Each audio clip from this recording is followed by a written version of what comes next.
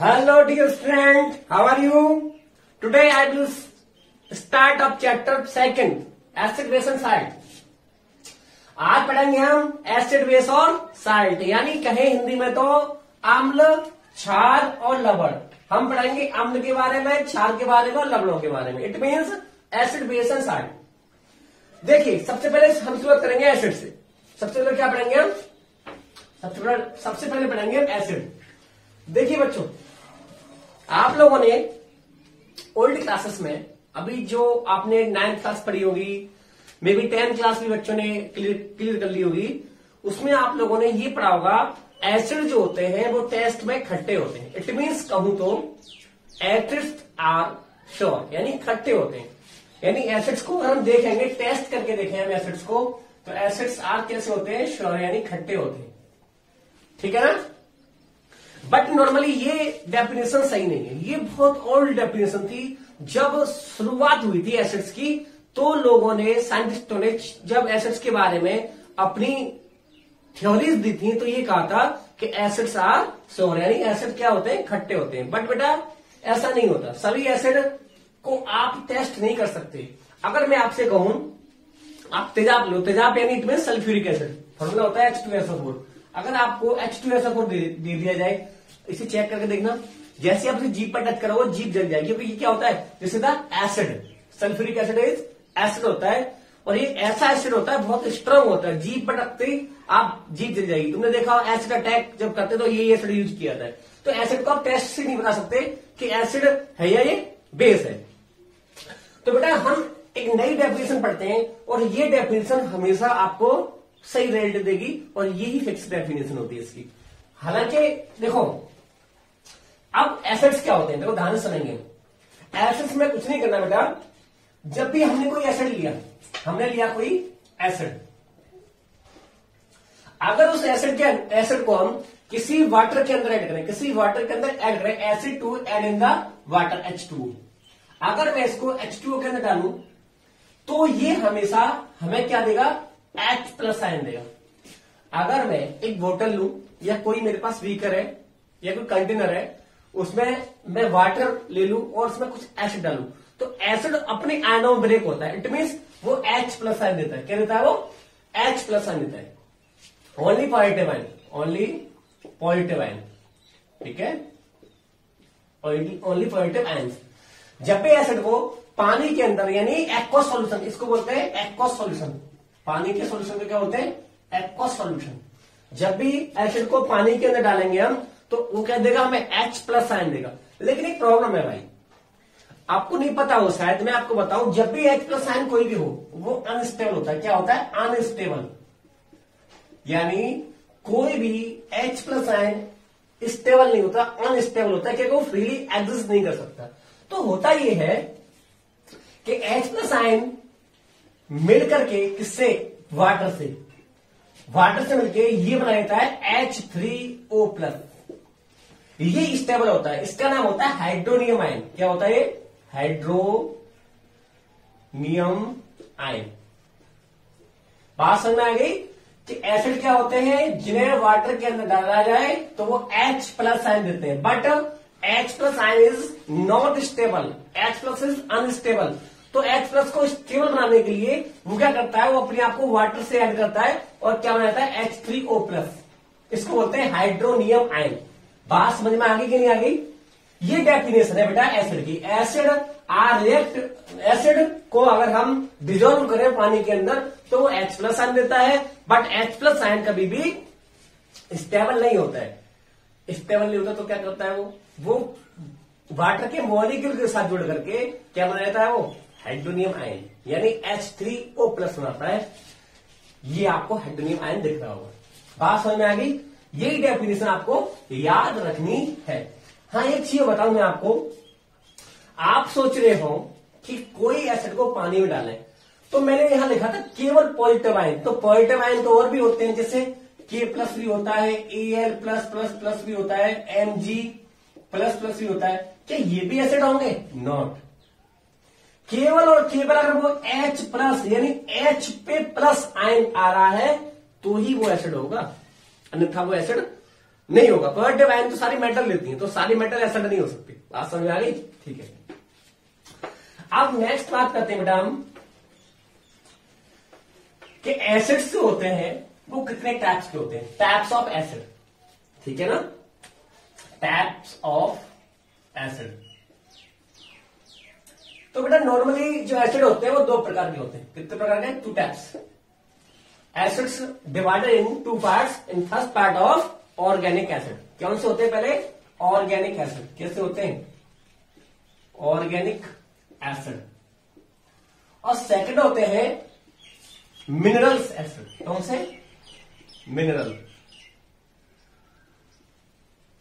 Minerals acid. अब ये दोनों एसिड क्या होते हैं? बात आती है ऑर्गेनिक एसिड क्या होता है, मिनरल्स एसिड क्या होता है। ऑर्गेनिक एसिड जो होते हैं बेटा वो हमें नेचुरली पाए जाते हैं, यानी अगर एटमोस्फेयर में देखेंगे तो नेचुरली मिलते हैं। कैसे मिलते हैं? नेचुरली। नेचुरली मीन्स या तो वो एनिमल से मिलेंगे वो, या वो हमें प्लांट से मिलेंगे। कहां से मिलेंगे? Plants. Organic acids are naturally in given of animal and plants. बात समझ में आ गई? जो ऑर्गेनिक एसिड होते हैं वो नेचुरली होते हैं और हमें एनिमल या प्लांट से मिलते हैं। जो मिनरल्स एसिड होते हैं बेटा ये हमेशा सिंथेटिक होते हैं। कैसे होते हैं? सिंथेटिक। कैसे होते हैं? Minerals acid are synthetic and these acid did not give me animals and plant. ये हमें एनिमल प्लांट से नहीं मिलते। बात समझ में आ गई?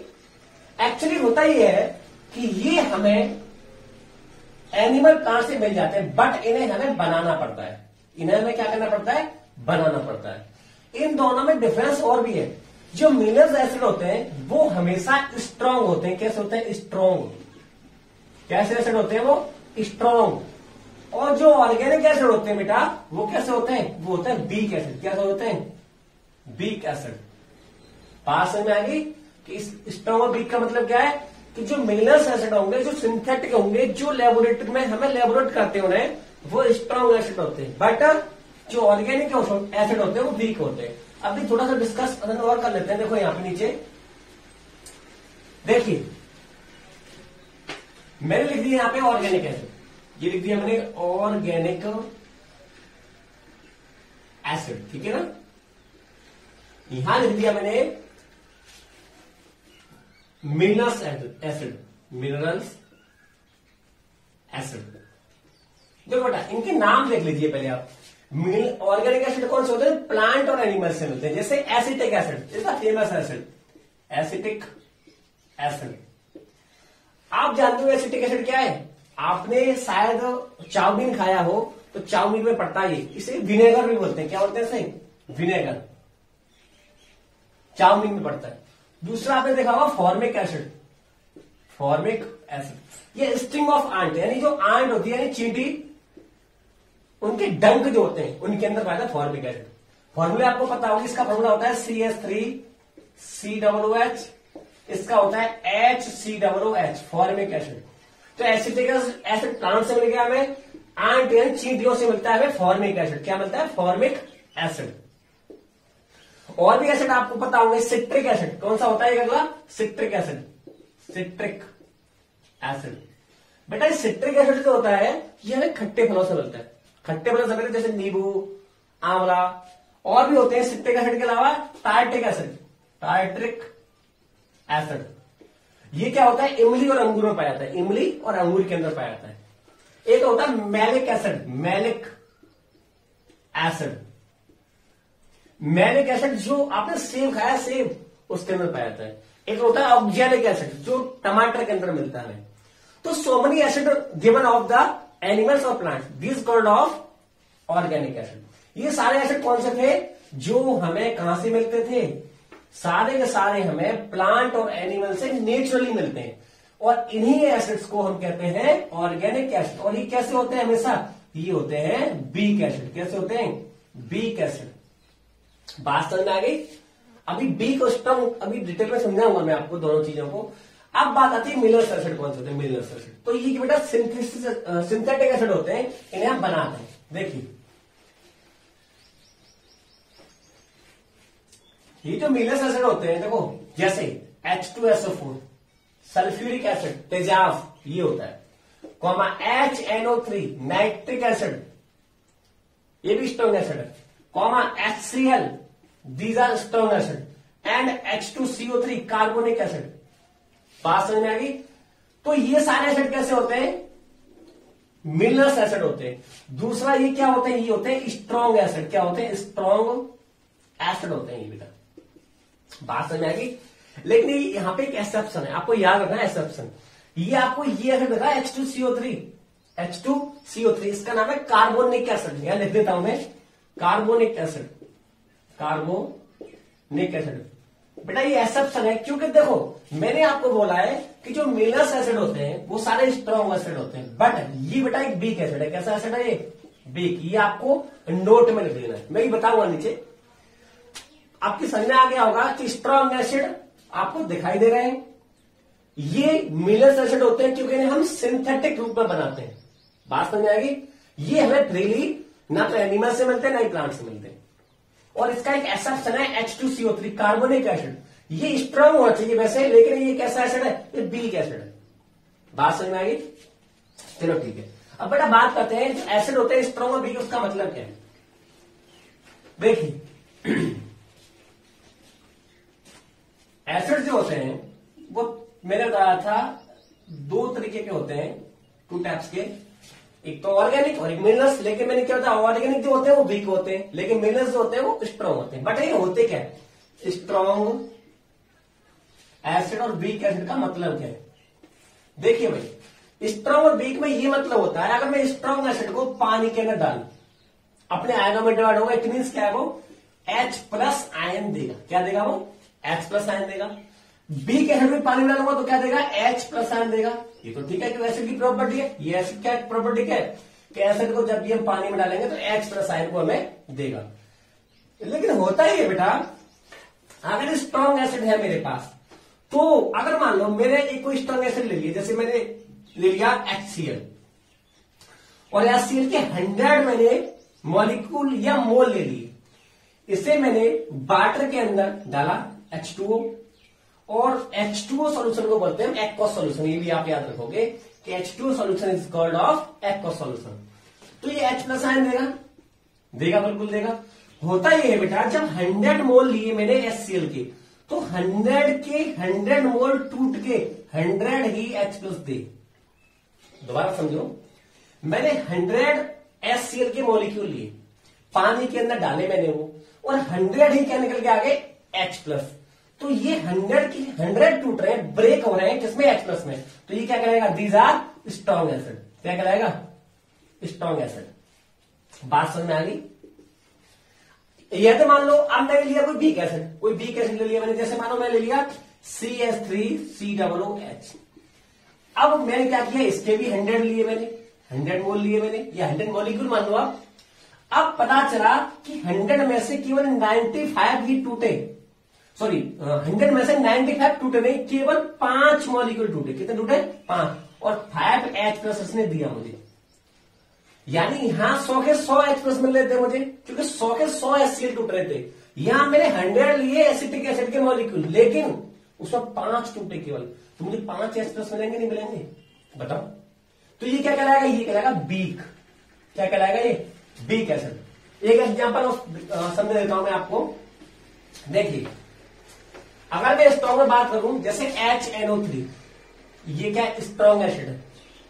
अगर ये H+ यानी मैंने लिए 100 मोल लिए इसके, लेकिन 100 में 99 मोल टूटे और 99 H+ बन गए मेरे पास। मतलब 100 से थोड़े से कम मान लो, या 100% टूटे आते हैं स्ट्रॉन्ग जो होते हैं, तो 99 मुझे H+ मिले, तो ये कहलाएगा स्ट्रॉन्ग एसिड। बात समझ में आ गई? अगर मान लो मैंने कोई वीक एसिड ले लिया, मैंने ले लिया कोई वीक एसिड, जैसे फॉर्मिक एसिड HCOOH, ये चींटियों में होता है। लिए तो मैंने इसके 100, लेकिन हुआ कि केवल 5 HCOOH, केवल 5 ही मोल टूटे और 5 उसने H+ दी। यानी 95 जो थे, 100 में से 95 तो जैसे के तैसे रह गए, लेकिन उसमें से 5 मोल टूटे और 5 हमें H+ दे दिए उसने। इट मीन्स हमें कंक्लूजन क्या निकला? इट मीन्स ये है बेटा, स्ट्रॉन्ग एसिड जो होते हैं वो 100% पानी के अंदर डिजोल्व होकर के 100% H+ आयन देते हैं। वीक एसिड क्या होते हैं? पानी के अंदर तोड़े उन्हें हम तो उसमें से कुछ मॉलिक्यूल या कुछ मोल ही टूटते हैं और उतने ही H+ देते हैं, यानी वो 100% H+ आयन में नहीं टूटते। बात समझ में आ गई? चलो ठीक है बेटा, तो ये था स्ट्रॉन्ग और वीक का मतलब आपकी समझ में आ गया होगा। It is not difficult to task, आपकी समझ में आ गया होगा। ठीक है बेटा, अच्छा सा आगे चले। जो बेटा स्ट्रॉन्ग एसिड होते हैं, ये भी सुन लीजिएगा, जो स्ट्रॉन्ग एसिड होते हैं, स्ट्रॉन्ग एसिड वो मिलर्स एसिड होते हैं। इट मीन्स मिलर्स एसिड होते हैं। बेटा जो स्ट्रॉन्ग एसिड होते हैं ना, वो वेरी हार्मफुल होते हैं हमारी बॉडी के लिए। क्या होते हैं? हार्मफुल। एग्जाम्पल क्या था इसका? जैसे H2S suppose HNO3, nitric acid, HCl, ये सारे स्ट्रॉन्ग एसिड है। ये हार्मफुल क्यों होते हैं? हमारी बॉडी पे इसमें पड़ते हैं तो फपोले पड़ जाएंगे, जला देंगे।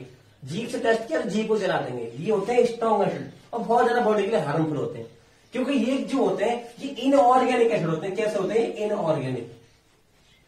ठीक है ना?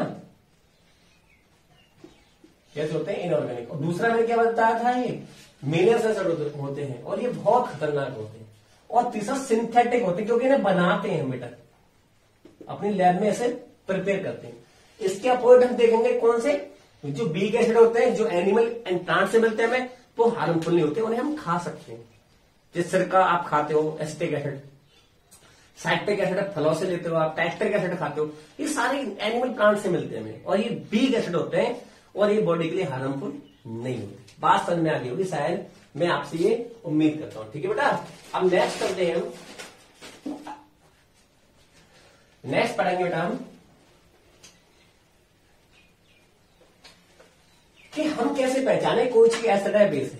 अब मुझे एक बात बताओ, आपने कंटेनर ले लिया, कंटेनर, इसमें आपने वाटर डाल लिया, वाटर H2, इसमें क्या डाल लिया आपने? H2 वाटर डाल लिया। इसमें आपने कोई एसिड डाला, जाहिर सी बात है वो H+ आयन देगा, H+ आयन देगा, देगा नहीं देगा? तो आप बता दो वो एसिड है, इसके अंदर तो भरा हुआ वो क्या है? एसिड है। लेकिन एक बात बताओ मुझे, तो आपको दूर से दिख जाएगा, आपने कोई कंटेनर लिया, उसके अंदर वाटर है, उसके अंदर एसिड डालोगे आप, दूर से दिख जाएगा H+ आयन टूट रहे हैं? नहीं देख सकते। आप टेस्ट कर नहीं सकते, क्योंकि स्ट्रॉन्ग एसिड हुआ तो आपको जला देगा। फिर क्या करोगे इस जगह? But at that time we can use of the indicators. हम इस समय कुछ इंडिकेटरों का यूज करेंगे, जिससे ये पता करेंगे कि ये जो आपके सामने जो एसिड रखे हुए हैं, ये रियल में एसिड है या नहीं। ठीक है ना? अभी देखते हैं, कुछ इंडिकेटर्स के बारे में पढ़ेंगे। देखिए इंडिकेटर,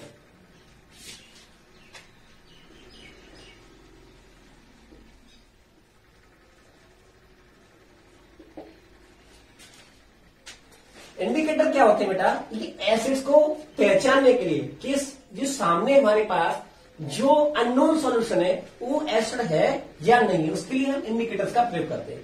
तो इंडिकेटर्स बहुत सारे होते हैं। तो सबसे पहले मैं बात करूंगा इंडिकेटर में लिटमस सॉल्यूशन। तो लिटमस क्या होता है? हमारे पास एक पेपर होता है, जैसे टिश्यू पेपर देखा आपने, ऐसे एक लिटमस पेपर होता है मेरे पास, लेबोरेटरी में मिल जाता है इजीली। या तो पेपर होगा या उसका सॉल्यूशन होगा, दो चीजों मिलता है। या तो पेपर फॉर्म में मिलेगा, वो किस फॉर्म में? पेपर फॉर्म में मिलेगा, या सॉल्यूशन फॉर्म में। बात समझ में आ रही है? लिटमस पेपर या तो पेपर फॉर्म में मिलेगा, पेपर, या सॉल्यूशन फॉर्म में मिलेगा। लिटमस क्या होता है? बायोलॉजी में आप पढ़ोगे इसे, जो लाइकेंस होते हैं, लाइकेंस एक जो फंगी और एल्गी से मिलकर वो लाइकेंस बनते हैं। एक तरीके से मान लीजिए पेड़ पौधों के ऊपर लाइकेन लग जाता है, उससे बनाए जाते हैं, लाइकेन से बनते हैं। इट मीन से कि जो लिटमस पेपर होते हैं वो लाइकेन से पैदा होते हैं, और उन पेपरों को पानी में घोल दिया, डिजोल्व कर दिया, तो सॉल्यूशन बन जाता है। ठीक है ना? तो लिटमस से सबसे पहला देखेंगे हम, लिटमस से, नंबर 1 लिटमस से हम कैसे पता करें कोई एसिड है या नहीं। तो होता क्या बेटा, कभी भी जब एसिड हो और हमारे पास कोई ब्लू कलर का लिटमस पेपर हो, कैसा हो?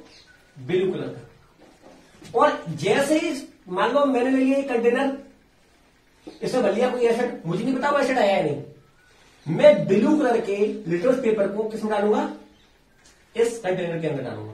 अगर ब्लू कलर से वो कैसा हो गया, रेड कलर में कन्वर्ट हो गया, किसमें, रेड हो जाएगा। जो लिटमस पेपर था वो ब्लू से रेड हो जाता है, तो मैं क्या कहूंगा कि वो एसिड है। या मैं क्या करूं, मैं ले लू एक बीकर में लिटमस सॉल्यूशन, क्या ले लूंगा, लिटमस सॉल्यूशन, इसमें ले लूंगा लिटमस सॉल्यूशन, ठीक है भाई। और सॉल्यूशन के अंदर मैं क्या करूंगा, कोई भी बाहर से unknown solution, it means acid डालूंगा, क्या डालूंगा, एसिड। तो जब ये लिटमस सॉल्यूशन था ये ब्लू कलर का था, कैसा था, ब्लू कलर का। जैसे ही मैंने इसमें एसिड डाला तो इसका पूरा कलर कैसा हो जाएगा, रेड हो जाएगा, रेड कलर, कैसा हो जाएगा, रेड कलर। तो जो लिटमस पेपर या लिटमस सॉल्यूशन जो होता है वो हमेशा ब्लू कलर से कैसा होता है, रेड कलर का होता है, यदि ये एसिड से रिएक्ट करता है। तो बात समझ में आ गई। कोई एसिड लिया मैंने और ब्लू कलर के पेपर पर 2-3 बूंदें डाली एसिड की मैंने, अगर वो ब्लू से रेड हो रहा है इट मींस वो क्या, एसिड है। बात समझ में आ गई। तो पहला तो हम पता कर लेते हैं इससे लिटमस पेपर या लिटमस सॉल्यूशन से। सेकंड बेटा हमारे पास है फिनोक्सिलिन सॉल्यूशन, कैसा है, फिनोक्सिलिन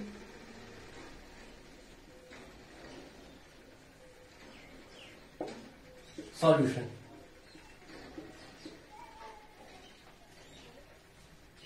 ठीक है ना। मेरे पास दूसरा होता है फिनोक्सिलिन सॉल्यूशन। ये फिनोक्सिलिन सॉल्यूशन क्या होता है, देखो कुछ नहीं होता, ये मेरे पास लैब के अंदर, कभी आप लैब में गए हो या जाओगे तो आप देखोगे हमारे अंदर एक बोतल के अंदर फिनोक्सिलिन सॉल्यूशन भरा रहता है हमारे पास।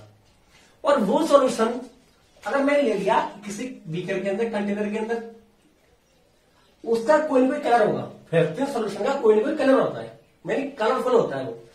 इसके अंदर भर लिया मैंने फिनोक्सिलिन सॉल्यूशन, क्या भर लिया, फिनोक्सिलिन सॉल्यूशन, P4 फिनोक्सिलिन सॉल्यूशन। इसके अंदर जैसे भी कोई एसिड डालूंगा, क्या डालूंगा, एसिड। तो बेटा ये अभी कलरफुल था, कैसा था, कलरफुल था। जैसे ही मैं इसके अंदर एसिड डालूंगा ये कलरलेस हो जाएगा, इसका कोई कलर नहीं रहेगा, एकदम साफ हो जाएगा। इट मींस क्या है, फिनोक्सिलिन सॉल्यूशन क्या करता है, अगर एसिड है कोई चीज तो क्या कर देगा, फिनोक्सिलिन सॉल्यूशन को कलरलेस, कैसा कर देगा, ये कलरलेस, कलरलेस यानी उसका कलर खत्म कर देगा वो। बात समझ में आ गई। पहले लिटमस पेपर क्या कर रहा था, ब्लू कलर को रेड में चेंज कर रहा था, लेकिन फिनोक्सिलिन क्या करता है, उसको कलरलेस कर देता है। ऐसा अगर फिनोक्सिलिन सॉल्यूशन के अंदर मैं डालूंगा तो बेटा क्या होता है, वो कलरलेस हो जाता है। मजा आ रहा है नहीं आ रहा, ये बताओ पहले, सीखने मजा आ रहा होगा। देखो बेटा मैंने ये टॉपिक सारे बहुत ही डिटेल में लेके, बहुत डिटेल में समझा रहा हूं आपको। अगर आपने इस तरीके से पूरा चैप्टर पढ़ लिया तो मैं गारंटी लेता हूं आपको इस चैप्टर के अंदर कहीं पे भी प्रॉब्लम नहीं है। बिलीव मी, मैं बहुत डीप में पढ़ा रहा हूं आपको। आप मेरे साथ पढ़ रहे हो, यानी आपको नाम नहीं पता हो बता दूं, मेरा नाम आशीष के शर्मा, आशीष के शर्मा, और मेरा यूट्यूब चैनल है टारगेट विद आशीष। अगर आपको नहीं पता हो तो ये ध्यान रखना, मेरा यूट्यूब चैनल का नाम है टारगेट विद आशीष। ठीक है बेटा। अब बात करते हैं, सेकंड हो गया, फर्स्ट पढ़ लिया हमने लिटमस पेपर, सेकंड पढ़ लिया हमने फिनोक्सिलिन सॉल्यूशन। तीसरा होता है बेटा हमारे पास मिथाइल ऑरेंज सॉल्यूशन। नंबर 3 है मिथाइल ऑरेंज सॉल्यूशन। जैसे आपने लिटमस पेपर पढ़ा था ना, वो ब्लू टू ऐड कर रहा था, आपने फिनोक्सिलिन सॉल्यूशन पढ़ लिया, वो कलरलेस कर रहा था। अगर मैं मिथाइल ऑरेंज सॉल्यूशन के अंदर किसी एसिड को डालूं, दोबारा सुनना, यदि मैं किसी मिथाइल ऑरेंज सॉल्यूशन के अंदर किसी भी एसिड को डालूंगा तो बेटा ये भी क्या कर देता है पता है, ये भी रेड कर देता है। कैसा कर देता है, सॉल्यूशन को रेड कर देता है। अगर कोई सॉल्यूशन इस सॉल्यूशन के अंदर मैं डाल रहा हूं और उसका कलर रेड हो जाए तो मान लो क्या है, वो हमेशा वो क्या होगा, एसिड होगा। क्या होगा, वो एसिड होगा। समझ में आ गई बात। तो मिथाइल ऑरेंज भी हो गया। अब बेटा अगला आता है यूनिवर्सल इंडिकेटर। ये बहुत इंपॉर्टेंट है, यूनिवर्सल इंडिकेटर। यूनिवर्सल इंडिकेटर आपने साथ सुना नहीं होगा, ये नंबर 4 है यूनिवर्सल इंडिकेटर। यूनिवर्सल इंडिकेटर क्या होता है? ये भी बेटा एक प्रकार से हमारे पास सॉल्यूशन होता है, ये भी सॉल्यूशन होता है। इसके अंदर क्या होता है देखो, अगर मैं कुछ लिख देता हूं जैसे VIO bio, BIB big, GYOR, देख लीजिएगा BIB GYOR, समझिए ध्यान से, BIB GYOR, B for violet, I for indigo, B for blue, G for green, Y for yellow, O for orange, R for red. यदि इसे कोई भी एसिड मैंने इस सॉल्यूशन के अंदर डाला, यदि वो इधर साइड में कलर दे रहा है, यदि वो इधर साइड में आ रहा है कलर, यानी एसिड के अंदर मैंने ये डाला, अगर उसका कलर रेड हो रहा है, यानी येलो टू रेड हो रहा है तो बहुत ज्यादा स्ट्रॉन्ग एसिड है वो। अगर वो ऑरेंज हो रहा है तो भी एसिड है, और येलो हो रहा है तो भी एसिड है। इट मीन्स क्या है, अगर मैं इधर जाऊंगा सारे के सारे ये दिखाएगा, ये स्ट्रॉन्ग एसिड को क्या दिखाएगा, वो स्ट्रॉन्ग एसिड को दिखाएगा। इधर जाऊंगा तो वो वीक एसिड को दिखाएगा। कैसे दिखाएगा? वीक एसिड को। पास में आ रही मेरी, एक बार चेक करो ध्यान से, देखो ध्यान से। अगर मेरे पास यूनिवर्सल इंडिकेटर है, उसके अंदर मैंने कोई एसिड डाला और वो रेड कलर का आ रहा है तो वो बहुत ज्यादा स्ट्रॉन्ग है, ऑरेंज कलर का आ रहा है तो थोड़ा कम स्ट्रॉन्ग है, येलो कलर का आ रहा है तो थोड़ा कम स्ट्रॉन्ग है, और वॉयलेट कलर आ रहा है तो बहुत वीक एसिड है, वीक। अगर वो ग्रीन कलर दे रहा है, ग्रीन, तो ग्रीन पे बेटा क्या होता है, वो न्यूट्रल है। कैसा है वो? न्यूट्रल। बात समझ में आ गई? यानी अगर इधर बढ़ रहा है, उधर जा रहा है, यहां पे आ रहा है तो बहुत स्ट्रांग होगा, यहां आ रहा है तो बहुत वीक होगा, और यहां आ रहा है यानी ग्रीन कलर दे रहा हो तो कैसा होगा, वो न्यूट्रल कंडीशन में होगा, ना ही वो ज्यादा स्ट्रांग होगा, ना ही वो ज्यादा वीक होगा। बात समझ में आ गई आपकी? नहीं आई बेटा? इसके बाद यूनिवर्सल इंडिकेटर खत्म होने के बाद अब बात करते हैं हम, एक लास्ट बचा है हमारे पास 5th नंबर, वो बहुत इंपॉर्टेंट है। 5th नंबर है बेटा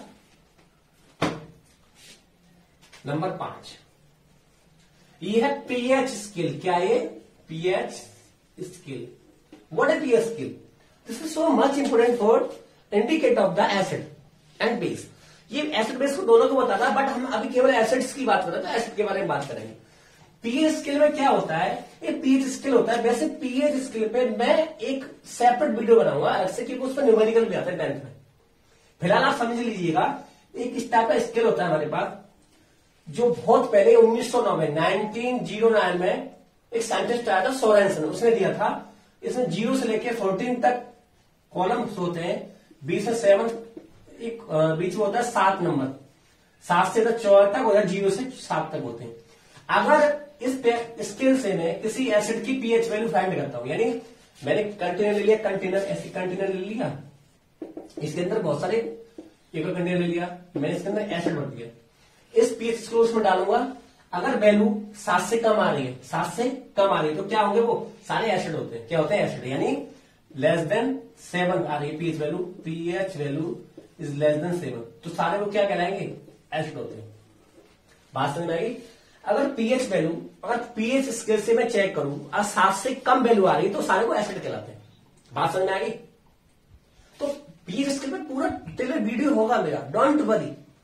अरे थोड़ा सा यार मस्ती से पढ़ो, अभी रुको, इसका पूरा डिटेल में वीडियो दूंगा मैं, क्योंकि उसमें न्यूमेरिकल आते हैं।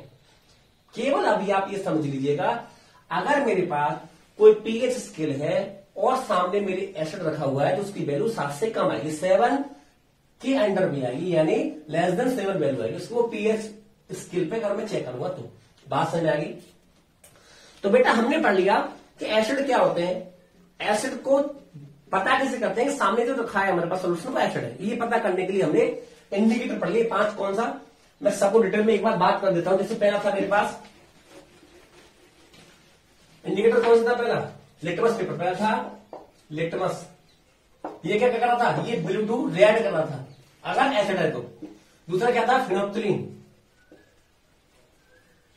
सॉल्यूशन, ये क्या कर रहा था? फिनोप्थिन क्या कर रहा था, ये क्या कर रहा था, अगर एसिड तो क्या कर रहा था, कलरलेस, कलरलेस। नंबर तीन था मिथाइल ऑरेंज, मिथाइल ऑरेंज। ये क्या कर रहा था बेटा, ये रेड कर रहा था, एसिड है पर एसिड होगा तभी ऐसा काम होगा, ये भी याद रखना। लिटमस अगर ब्लू है तो रेड हो जाएगा, तो एसिड होगा वो। फिनोप्थिन सोल्यूशन में अगर एसिड को डालूंगा तो कलरलेस हो जाएगा वो, और मिथाइल ऑरेंज में डालूंगा तो रेड हो जाएगा। नंबर 4 क्या था, यूनिवर्सल इंडिकेटर। उसके लिए मैंने आपको एक स्केल वाइज दिखा दिया था। अगर रेड दिखा रहा है कलर तो बहुत स्ट्रांग होगा, और वॉयलेट दिखा रहा है तो बहुत वीक होगा, और ग्रीन दिखा रहा है तो वो कैसा होगा, वो न्यूट्रल होगा, ना तो ज्यादा स्ट्रांग होगा नहीं ज्यादा वीक होगा। बात समझ में आ गई। अगला 5 मैंने क्या दिखाया, पीएच वैल्यू अगर लेस देन 7 आ रही तो क्या होगा, वो एसिड होगा। ये एसिड को पहचानने के लिए मैंने आपको बहुत सारी चीजें बता दी। अब बेटा बात आती है रेस्कोसिटी की। अब बात करेंगे हम, एक minute,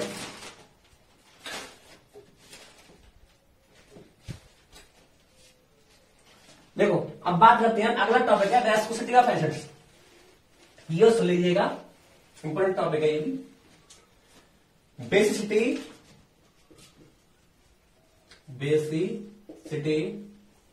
of acid, it means यानी किसी भी एसिड की बेसिसिटी कितनी है, ये इंपॉर्टेंट बात है क्योंकि आगे काम में आएगी।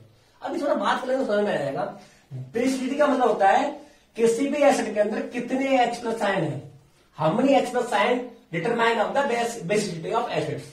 अंडरस्टैंड? दोबारा से ध्यान सुनिए, ये एसिड के अंदर H+ आयन कितने, नॉट हाइड्रोजन। हाइड्रोजन की बात बिल्कुल नहीं हो रही, H+ आयन कितने देगा वो, इस पर बात हो रही है। अभी डिस्कशन कर लेते हैं क्या बात है। देखो एग्जाम्पल लेते हैं हम, HCl नंबर 1 लेंगे, HCl का, HCl इसका नाम है हाइड्रोक्लोरिक एसिड। ठीक है, अगर इसे वाटर के अंदर डालू मैं, पानी के अंदर डालूंगा तो ये मुझे H+ आयन देगा, इट मीन्स एक H+ आयन देगा, तो ये कहलाएगा मोनोबेसिक। क्या कहलाएगा, मोनोबेसिक। ठीक है, नंबर 2 मैं ले लू HNO3, तो ये भी मुझे क्या देगा, H+ आयन, तो ये भी एक आएगी वैल्यू, तो ये भी क्या लाएगा, मोनोबेसिक। दोबारा समझिए, बेसिसिटी का मतलब होता है और एक्वस सोल्यूशन। ये कैसा सोल्यूशन है, एक्वस सोल्यूशन, एक्वस यानी पानी का सोल्यूशन। अगर मैं HCl को एक्वस सोल्यूशन में डालता हूं तो एक H+ आयन देगा, इट मींस वो मोनोबेसिक होगा। ऐसे ही HNO3 इसको बोलते हैं नाइट्रिक एसिड। नाइट्रिक एसिड इसको भी वाटर के अंदर डालूंगा तो ये भी एक H+ आयन देगा, तो उसकी बेसिसिटी कितनी हो जाएगी, 1 हो जाएगी, यानी ये भी क्या हो जाएगा, मोनोबेसिक हो जाएगा। नंबर 3 H2SO4, ये आप जानते हो, उसे बोलते हैं तेजाब या सल्फ्यूरिक एसिड। इसे भी पानी के अंदर डालूंगा तो ये क्या करेगा बेटा, ये अब 2 H+ देगा, एक नहीं दो हाइड्रोजन है, या एक हाइड्रोजन था, एक हाइड्रोजन था। अभी बताऊंगा, ये भी बता याद रखना, बताऊंगा नीचे। ये 2 देगा तो ये इसकी बेसिसिटी कितनी आएगी, 2, तो इसे बोलते हैं डाई बेसिक। क्या बोलेंगे, डाई बेसिक। कोई प्रॉब्लम? एक बोले नंबर 4 H2CO3, कार्बोनिक एसिड बोलते हैं, इसे क्या बोलते हैं, कार्बोनिक एसिड। ये भी 2 H+ आयन देगा, तो इसकी बेसिसिटी कितनी हो जाएगी, 2 हो जाएगी, डाइबेसिक हो जाएगा। ये मोनोबेसिक, मोनोबेसिक, डाइबेसिक, डाइबेसिक, या एक हाइड्रोजन मोनोबेसिक, एक हाइड्रोजन मोनोबेसिक, 2 हाइड्रोजन डाइबेसिक और 2 हाइड्रोजन डाइबेसिक। बट अब मुझे एक बात बताओ, मैं यहां लिख देता हूं ऊपर, देखिए मैंने लिया नंबर 5 CH3COOH, एसिटिक एसिड।